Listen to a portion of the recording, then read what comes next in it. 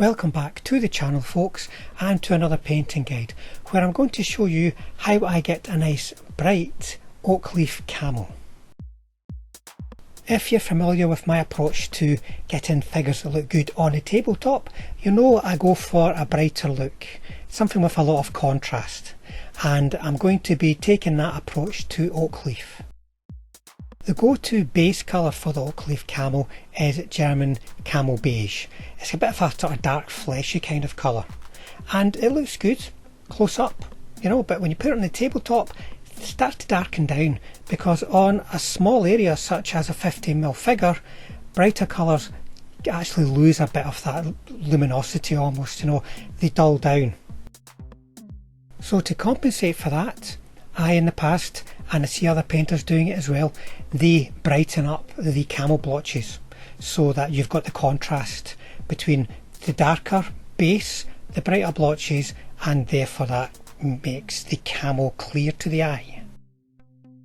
But I want to get something which is overall brighter, so I'm going to start with a different base colour.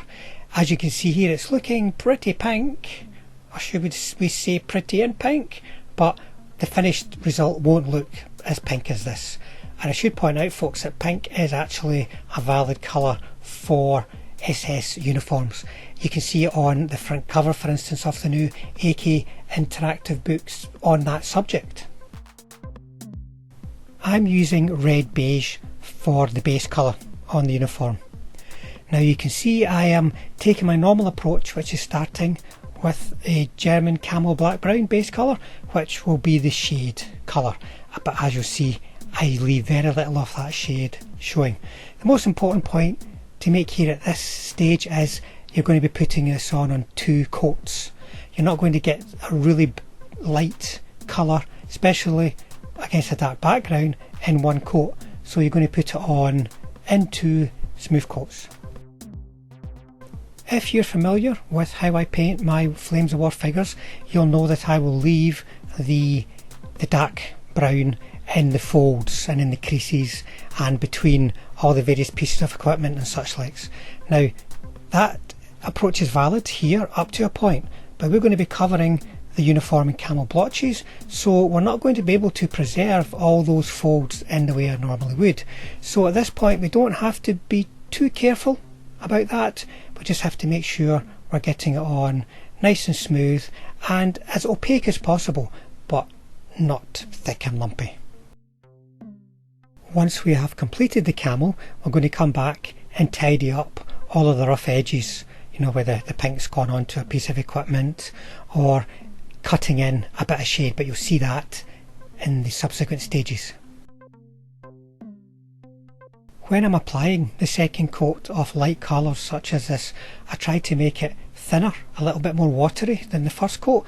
You've got to be careful, it can be a little bit harder to control because it's runny, but that gives the nice smooth finish that we want, because it will just settle over any roughness that's in the original coat. Now we're ready to apply those camo blotches. I'm going to do autumn and summer so you can see both.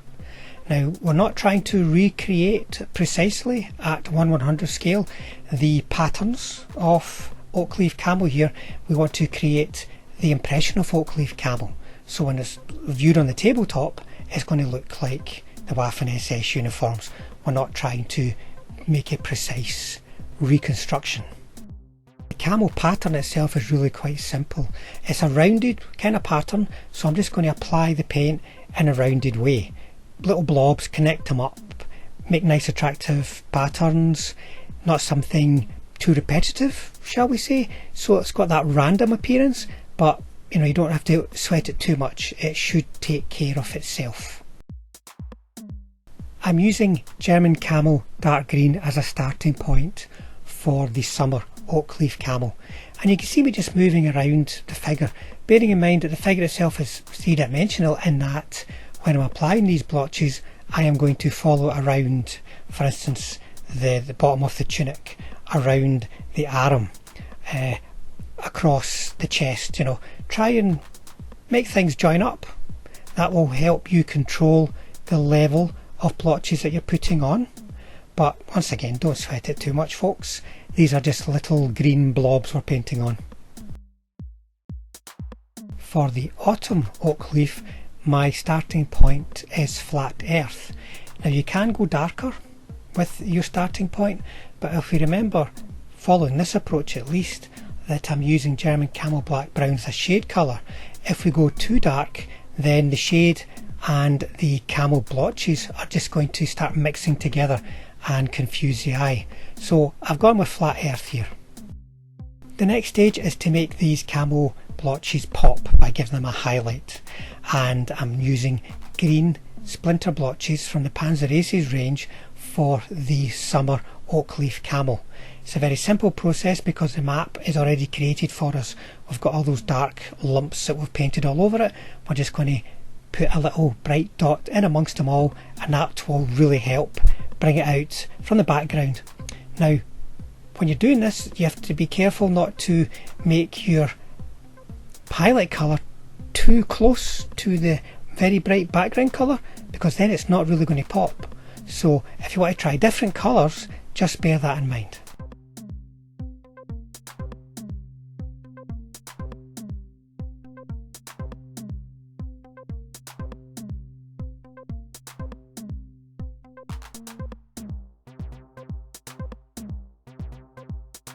For the autumn oak leaf, I'm going to be using Iraqi Sand as my highlight colour.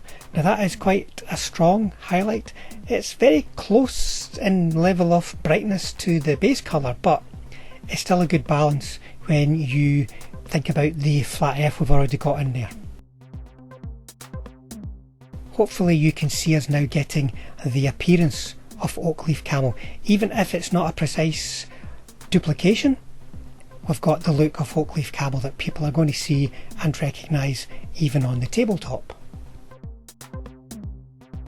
That's the camo painted, so there's one more thing we have to do just to finish off the camo smocks and the helmet covers, and that is to tidy everything up. So I'm going to be using my German Camo Black Brown again and a small brush. I'm going to paint over any piece of equipment where the camo blotches or the camo base colour has drifted onto it. It's a nice tidy up. Fine shade lines, whether they're between different parts of the figure or if they're internal shades such as a fold, really help to make the shape of the figure pop. You're going to need a brush with a fine point here, and then you're going to have to make sure you've got your paint mixed properly so that it flows off the brush in a nice solid opaque line, but it does not flow too much. You want it to stay where you're applying it, and you don't want it to be too dry for greater control.